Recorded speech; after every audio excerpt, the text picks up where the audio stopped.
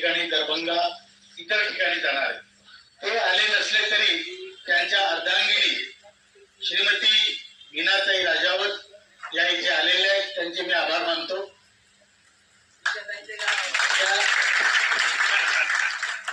नमस्कार दोस्तों EPS 95 minimum pension बढ़ोतरी को लेकर के पुणे महाराष्ट्र में 6 अक्टूबर 2025 को NSE राष्ट्रीय संघर्ष समिति के द्वारा एक बैठक की गई।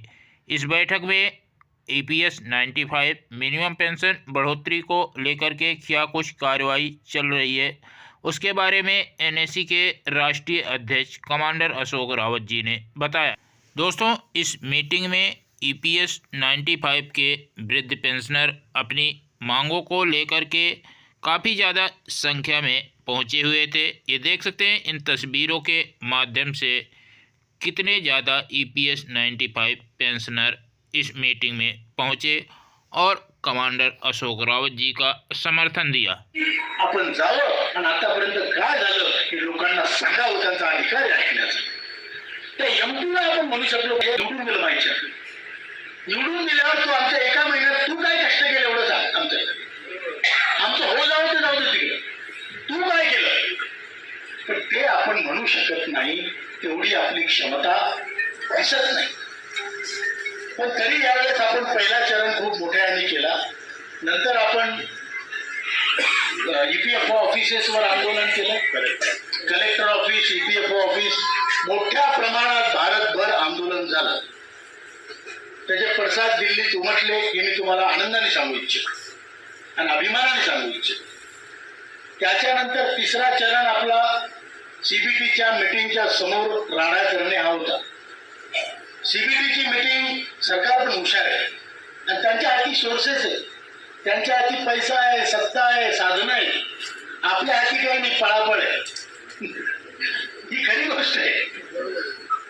आता ते हेलिकॉप्टरने जातील, तुम्हाला धडपडत एसटी नाही मिळाली तर ट्रेन आणि ट्रेन नाही मिळाली तर धडकला असेल की कसं तरी तुम्हाला जावं लागेल. खूप फरक आहे व्यवस्थेत आणि आपल्यात. तर त्यांनी बँगलोरला 10 तारखेला ऑक्टोबरच्या मीटिंग ठेवली होती CBTची. आपण लगेच आपल्या कर्नाटक, तमिळनाडू, केरळ, आंध्र प्रदेश, तेलंगणाच्या लोकांनी तिथे मोठ्या संख्येत जमाव करून CBTच्या मीटिंगच्या समोर ठिय्या मांडायचं ठरवलं. मी तिथे जाण्याचं ठरवलं. सगळी योजना बनली. नंतर त्यांनी सर्क्युलर काढली की 10 तारखेला करवा चौथे याच्या बायकोला यांना चाळणीतून पाहायचं होतं. आम्हाला तू कसा नाही, तुला चाळणीत ठेवतो काय होणार आहे. मी कोणावर टीका नाही करत धार्मिक गोष्टीवर, पण सांगतो तुम्हाला की त्या कारणासाठी त्यांनी मीटिंग 11 आणि 12ला ठेवली. 11 आणि 12ला ठेवली. मग आम्ही 11 आणि 12चं ठरवलं की आता 10चं कॅन्सल. एखादं आंदोलन उभारून कॅन्सल करणे आणि पुन्हा रिऑर्गनाइज करणे या फार मोठ्या गोष्टी आहेत गरीब ऑर्गनायझेशनसाठी. मी तुम्हाला फक्त आपले कष्ट सांगतो, आपल्या लोकांची हिंमत सांगतो. जे तुम्हाला असं वाटतं की काही होत नाही पण आपण करत नाही असं नाही. आणि मग 11 आणि 12 तारखेला बँगलोरला फ्रीडम पार्क म्हणून मोठी आंदोलनाची जागा आहे, ती फुल भरली होती. तुम्ही फोटो पाहिले असाल, खूप मोठ्या लोक. पण 11 तारखेला 10 तारखेला 11 तारखेला तर 10 तारखेला त्यांनी ती मीटिंग शिफ्ट केली दिल्लीला 13 तारखेला. म्हणजे त्यांच्या मागे आपण इतकी जत्रा घेऊन कुठं पळता. बरोबर आहे ना, चुकतं का भाऊ. मग ती 13 तारखेला मीटिंग ठेवल्यामुळं 11 आणि 12 तारखेला आपण तिथं मोठ्या सभा घेतल्या, आपला प्रोटेस्ट नोंदवला. आपले तिथे आपल्या महाराष्ट्राचे बरेच लोक आले होते. आणि त्यानंतर 13 तारखेला आम्ही रातोरात दिल्लीला पोहोचून उत्तर भारतातले लोक जमवून त्या CBTच्या मीटिंग पुढे मोठा धरणा दिला. म्हणजे ते जेव्हा ते मंत्र्याला कळलं की इथं लोक जमले, नोटीस तर दिलीच होती. आपण त्या 10 तारखेची नोटीस दिली होती, 11ची दिली होती, मग 13ची पण दिली. तर त्यांनी आल्या आल्या तिथे लोक जमले होते, नारेबाजी सुरू झाली होती. तर 10 वाजता त्यांची मीटिंग 11 वाजता का 10:30ला सुरू होणार होती. मंत्री तिथे 10ला आले, त्यांनी आम्हाला बोलावून घेतलं. तुम्ही आमची मीटिंग सुरू व्हायच्या आत या आणि माझ्याशी चर्चा करा. एक केंद्रीय मंत्री, आता ते जाऊ दे आपलं काम अजून होत आहे की नाही, पण केंद्रीय मंत्री तुमची दखल घेऊन तुम्हाला 5 लोकांना भेटायला बोलवतो. त्यात मी स्वतः होतो, आपले अजित कुमार घाडगे साहेब होते, त्यानंतर आपले वीरेंद्र सिंग साहेब आपले महासचिव होते, आपले सुरेशजी डंगवाल होते जे उत्तराखंडचे, आणि ओमशंकर तिवारी उत्तर प्रदेश. असे 5 लोक आम्ही गेलो. त्यांनी सांगितलं, मी त्यांचे शब्द तुम्हाला सांगतो, म्हणजे आपलं काम काय करायचं आणि कसं करून घ्यायचं ते आपल्यालाही माहिती आहे.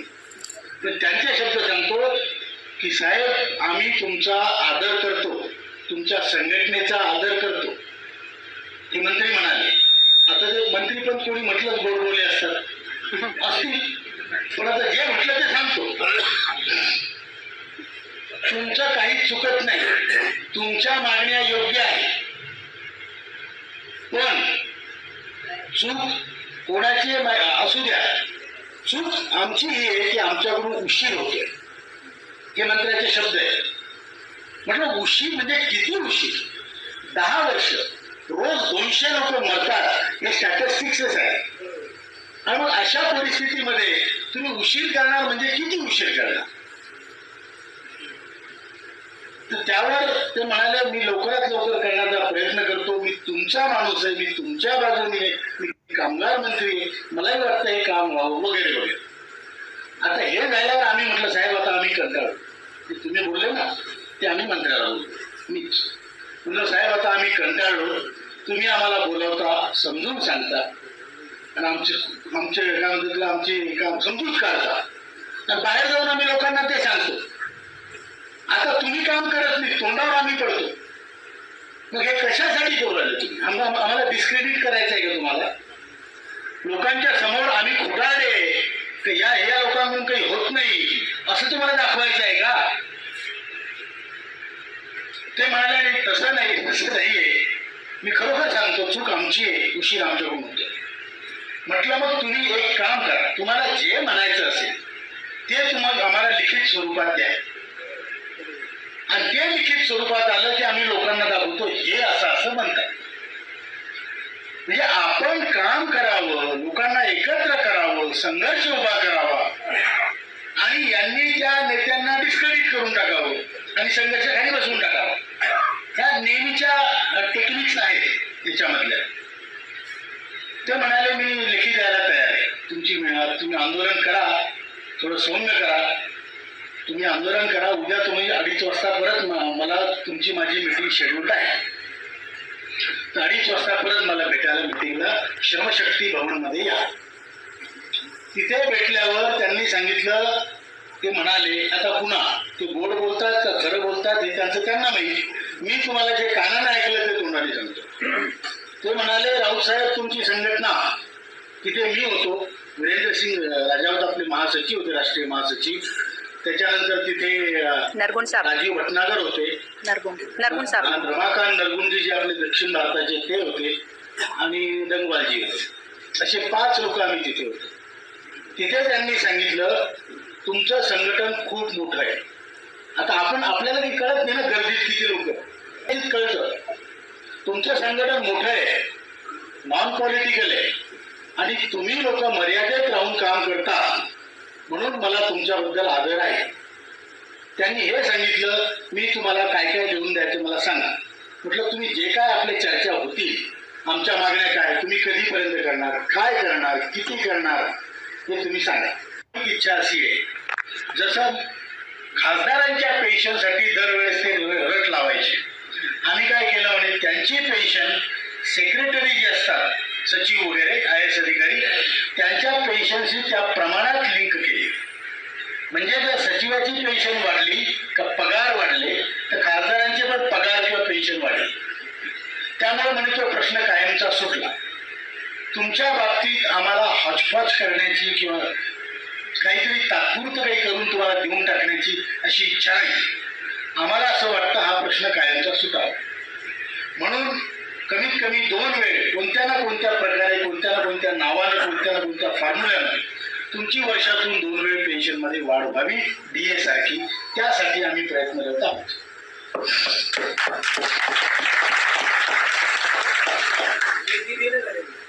सांगतो, बोलू द्या. तर त्यांनी त्या दिवशी लेखी नाही दिलं, दुसऱ्या दिवशी नाही दिलं, तिसऱ्या दिवशी त्यांनी व्हॉट्सअपवर ते लेखी पाठवलं. आता ते लेखीवर सही आहे EPFOच्या अधिकाऱ्याची की या दिवशी असे असे झाले, तुम्ही आंदोलनाला आले, तुम्हाला मंत्र्यांनी बोलावलं, मंत्र्यांनी तुमचा सत्कार केला, असं वगैरे इथे फालतू गोष्टी आहेत. पण खाली त्यांनी काय आपल्याला लिहून पाहिजे ते मोगम प्रकारे दिलेलं आहे. त्यात असं नाही या तारखेला मी वाढवतो, असं पंतप्रधानाशिवाय तुमची पेन्शन वाढवण्याचं ऐलान या जगात कोणीही करू शकत नाही. हे तुम्ही लिहून ठेवा. आता लोक मला म्हणतात तुम्ही पेन्शन कधी वाढवणार? मी वाढवणारा नाहीये बा. हे त्यातलं कोणी वाढवू शकत नाही. हे सगळे लोक प्रयत्न करणार आहेत तुमच्या वतीनं, तुमचे प्रतिनिधी म्हणून. वाढवणे पंतप्रधानच करतील आणि एवढ्या मोठ्या गोष्टीचं क्रेडिट त्यांनाच मिळालं पाहिजे, तेच घेतील. त्यामुळं त्यांनी हे लिहून दिलेलं पत्र व्हॉट्सअपवर आहे. तुम्हाला पाहिजे असल्यास तुम्ही कोकरकर साहेबांकडून घेऊ शकता, आमच्या मोहन शिंदे साहेबांकडून घेऊ शकता. हे आपल्या ग्रुपला जॉईन आहे ते सगळ्यांना मिळतं. जे ग्रुपवर जॉईन नसतील, जॉईन व्हा, ते पत्र पण घ्या. तर त्या पत्रामध्ये त्यांनी सरासरी आमचं जे बोलणं झालेलं आहे ते बोलणं त्यात लिहिलेलं आहे.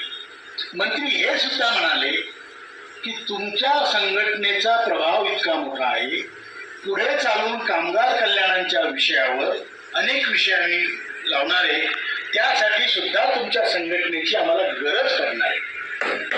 आणि त्यांनी या भाषेत म्हटलं तुमची आम्हाला मदत लागणार. इथपर्यंत मोकळं बोलणं झालेलं आहे. त्यांनी ते पत्र आपल्याला दिलेलं आहे, ते पत्र आपण प्रसारित केलंय. पण त्या पत्रावरही काही ऑब्जेक्शन्स आहेत आपल्या लोकांचे. आता आपल्या लोकांचंही कसं आहे, जे भक्तिभावानं प्रामाणिकपणे म्हणतात ही संघटना म्हणजे जे करेल ते आपण सांगेल, असे बहुतेक लोक आहेत. म्हणतात ही नाही, आम्हाला ती आवडती. मग ती आवडती तरी चांगली गोष्ट आहे, तर मग ही का नाही आवडत हे याच्यावर जास्त जोर. बरोबर आहे, समजतंय का मी काय बोलतो? तर ते असे पण काही लोक आहेत की ते राऊत साहेबांना विकत घेतलंय. अरे राजा, मला कोण विकत घेणार? विकत त्या माणसाला घेतला तो व्यापारी आहे. आम्ही व्यापारी नाही, मिलिटरीमन माणसं आहे. विकत नाही. त्याच्यानंतर त्यांनी काही लोक असे म्हणतात पण त्या पत्रावर तर मंत्र्याची सहीच नाही, एका अधिकाऱ्याची आहे. आतापर्यंत कोणा मंत्र्याने सही करून म्हटलं का हे मोठं डिसिजन सरकारचं तुम्ही करा? मंत्री हा निर्णय घेतो, सरकार हे निर्णय घेतं आणि ते कार्यान्वित करण्याचं काम हे तिच्या अधिकाऱ्यांचं, IAS अधिकाऱ्यांचं, ब्युरोक्रसीचं असतं. ही सिंपल नॉर्मल प्रोसेस आहे. बरोबर आहे. मग आता हे त्याच्यावरही लोक म्हणतात राऊत साहेब खोटं बोललं जातं, मंत्र्याची सही नाही. मंत्री तुमचं काम करणार, ते सही करून तुम्हाला पत्र देऊन त्याची खुर्ची खाली करेल का? त्याने जर सहीनं पत्र दिलं तर मोदीजी म्हणतील तुम्ही कोण आहात, कुठा? बरोबर आहे, आलं का लक्षात? तर त्यांनी जे दिलं प्रॉपर प्रोसिजरने दिलेलं आहे. तरी सुद्धा आपला आता 2 चरण संपलेले, तिसरा चरण आंदोलनाचा आता आपल्याला एक स्पष्ट झाले. आपली मीटिंग मंत्र्याबरोबर झाल्यानंतर काही पत्रकार तिथे गेले. त्यांना मंत्र्यांनी सांगितलं आमचा विषय आमच्याकडून आम्ही क्लिअर केलेला आहे आणि EPS 95 पेन्शनचा विषय हा कॅबिनेटमध्ये आम्ही पाठवला आहे. कोणताही निर्णय भारताचा निर्णयाच्या प्रोसेसमधून गेल्यावर फायली खुईली हे मंत्री संत्री मीटिंग सादरीकरण सगळं झाल्यावर तो जातो कॅबिनेटकडे आणि कॅबिनेटच्या मीटिंगमध्ये त्याच्यावर फायनल निर्णय होत असतो. कॅबिनेट मीटिंग म्हणजे ज्यात कॅबिनेट मिनिस्टर असतात ती मीटिंग दर मंगळवारी होते. लक्षात घ्या, काहीतरी म्हणजे असा कसा देत नाही हे मला मान्य आहे, घेतल्याशिवाय राहत नाही हे बी मान्य आहे, पण ती प्रोसिजर तर तुम्हाला पाहावं लागेल की नाही? काय बरोबर आहे. आता आपला तिसरा चरण हा आहे त्यासाठी तुमची हिंमत लागणार आहे. मी आत्मदहन करीन हा उपाय आहे. अहो तुम्ही पहिल्या एका मंत्र्याला घेऊन दाखवा. काढा पत्ता जावडेकरचा, कुठे घेरा 100 लोक आणि विचारा बघा भाऊ हे युट्यूबवर तुमचीच क्लिप आहे काही, तुम्ही ते आहे बरोबर आहे की नाही? एवढं तर का ते पोकरकर साहेबांनी असं करायला पाहिजे, राऊत साहेबांनी ते करतील बाबा.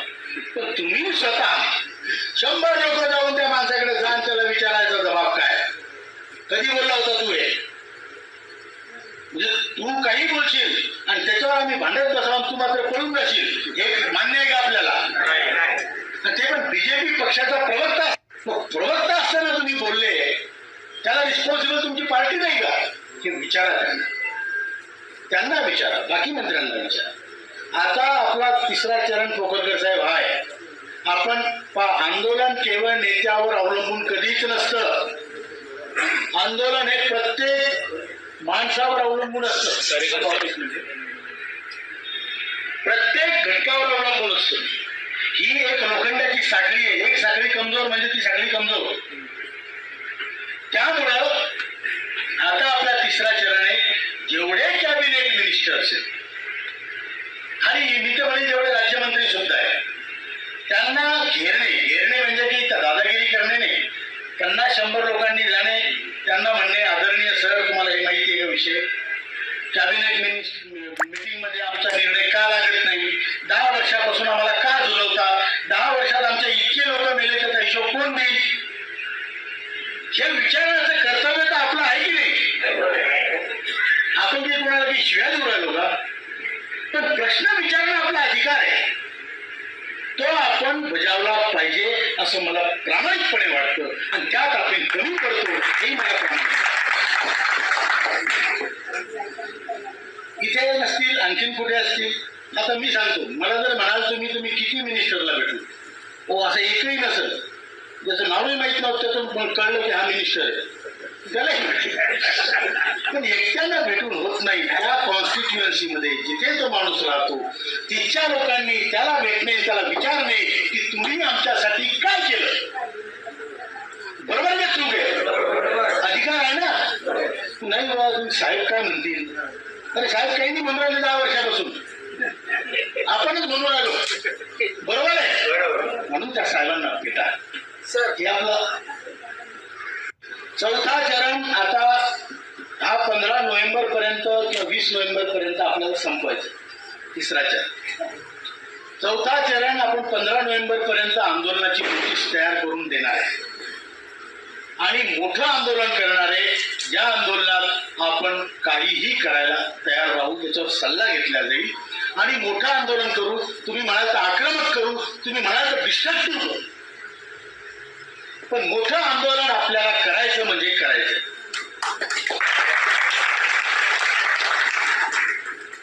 मला अशी खात्री आहे. आता काय होतं सांग, मी कधी पण म्हणतो ना की आपलं काम 2 महिन्यात होणार आहे, तर 2 महिन्यात होतच नाही. म्हणायची पण भीती वाटते, आपलं माहीत काहीच नाही. माहीत हे फक्त अंदाज, पण लवकर आपलं काम होईल अशी आपल्याला अपेक्षा आहे आणि आंदोलन करण्याची पाळी आपल्यावर येऊ नये अशी ईश्वराचरणी प्रार्थना आहे. पण ती पाळी आली तर आपण मागे हटणार नाही हे तुम्हाला मी आश्वासन देतो आणि आपण सगळे मिळून त्या लढाईसाठी तयार राहू. निराश होऊ नका. मला माहिती आहे सगळे आपण खूप थकले आहात. आंदोलन करून ऐकून त्या युट्यूबच्या खोट्या बातम्या ऐकून कंटाळलेले, कोणाचा फोटो छापतात, कोणाचा फोटो दाखवतात व्हिडिओना, त्याचा आवाज आर्टिफिशियल इंटेलिजन्सने त्याला लावतात. हे बघा राऊत साहेब, बरोबर आहे ना? राऊत साहेबांचं तोंड दुसऱ्या याच्या हालचालीचा फक्त दुसरे असतात. दोस्तों, जैसे कि हम सभी को पता है, एनएसी राष्ट्रीय संघर्ष समिति लगातार पेंशनरों की लड़ाई, पेंशनरों के हक में लड़ रही है और भी बहुत सारे संगठन हैं, लेकिन उन संगठनों के द्वारा पेंशन बढ़ोतरी की आवाज़ को नहीं उठाया जा रहा है। लेकिन एनएसी राष्ट्रीय संघर्ष समिति लगातार पेंशनरों के हित में आवाज़ उठा रही है और सरकार पर लगातार दबाव भी बना रही है। सरकार के द्वारा अभी हाल ही में लिखित में भी आश्वासन मिल गया है कि EPS 95 पेंशन धारकों की पेंशन में वृद्धि जल्द की जाएगी। दोस्तों, इन्हीं सब मुद्दों को लेकर के NSE राष्ट्रीय संघर्ष समिति के द्वारा 6 नवंबर 2025 को पुणे महाराष्ट्र में एक विशाल बैठक की गई। यहाँ पर देख सकते हैं कमांडर अशोक रावत जी ने दीप प्रज्वलित कर इस मीटिंग का शुरुआत की। दोस्तों, इस मीटिंग में श्रम मंत्री जी के द्वारा जो आश्वासन दिया गया और प्रधानमंत्री जी के द्वारा जो आश्वासन दिया गया, सारे मुद्दों पर चर्चा की गई और EPS 95 पेंशन धारकों की पेंशन में बढ़ोतरी जल्द सरकार करेगी, इस पर भी कमांडर अशोक रावत जी ने बताया है। वहीं दोस्तों, ये देख सकते हैं नवंबर और दिसंबर में जीवन प्रमाण पत्र मांगा जाता है वृद्ध पेंशनरों से। इसके लेकर के या देख सकते हैं बड़ी खबर आ रही, प्रमाण पत्र जमा कराने के बहाने ठग सक्रिय।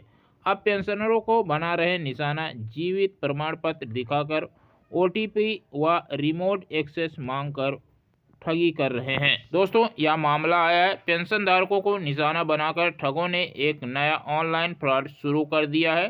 ठग पेंशन निदेशालय या सरकारी कर्मचारी बनकर कॉल करते हैं और कहते हैं कि यदि आप अपना जीवित प्रमाण पत्र अपडेट नहीं करेंगे तो आपकी पेंशन बंद कर दी जाएगी। डराकर OTP, आधार, PPO नंबर, बैंक विवरण तथा रिमोट एक्सेस ऐप डाउनलोड करवाकर पेंशनरों के मोबाइल या कंप्यूटर पर नियंत्रण हासिल कर बैंक खाते खाली कर दिए जाते हैं। EPFO के क्षेत्रीय आयुक्त सत्यवर्धन गौतम ने बताया कि हाल के कुछ मामलों में ठगों ने OTP व रिमोट एक्सेस मांगकर पेंशनरों को शिकार बनाया। इसलिए EPFO ने आधिकारिक एडवाइजरी जारी कर कहा है कि अधिकारी कभी भी फ़ोन, ईमेल या मैसेज से OTP, बैंक डिटेल या आधार नंबर नहीं मांगते हैं। केवल आधिकारिक पोर्टल, उमंग ऐप या नज़दीकी CSC केंद्र के माध्यम से ही जीवन प्रमाण पत्र जमा करें। संदिग्ध कॉल मिलने पर तुरंत कॉल काटें और साइबर क्राइम पोर्टल अथवा EPFO हेल्पलाइन 1800-118-005 पर शिकायत दर्ज करें। OTP और आधार नवंबर की मांग। कंपू निवासी मोहन सिंह 76 GST विभाग से सेवानिवृत्त कर्मचारी हैं।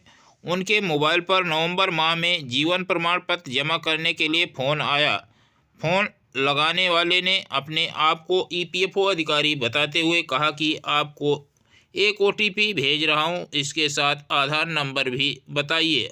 आप किसी से कहकर एनीडेक्स भी डाउनलोड करवा लीजिए। इसे लेकर जब उन्होंने अपने बेटे को बताया तो उसने EPFO कार्यालय फ़ोन करके पता किया तो मामला ठगी का निकला।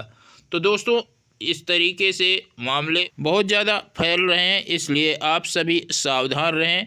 OTP किसी को न बताएं। आप अपने आप जीवन प्रमाण पत्र जमा करें या अपना साइबर कैफ़े पर जाकर के अपना जीवन प्रमाण पत्र जमा करा सकते हैं। इसे ठगों से सावधान रहें और सतर्क रहें। धन्यवाद।